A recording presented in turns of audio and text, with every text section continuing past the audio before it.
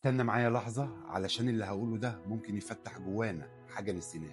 في واحد ابتسم لك يوم ما كنت محطم، واحد قال لك كلمة فوقتك ومشي، حد شافك وانت مش في أفضل حالاتك وما عاملكش على إنك قليل.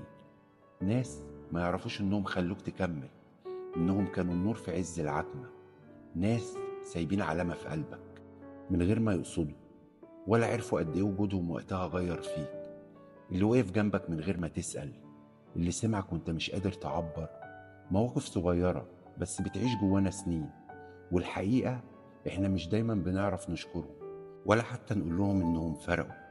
بس لو ركزت هتلاقي في حياتك واحد كلمة منه رجعت لك أملك، نظرة منه قالت لك أنا شايفك ومصدق فيك.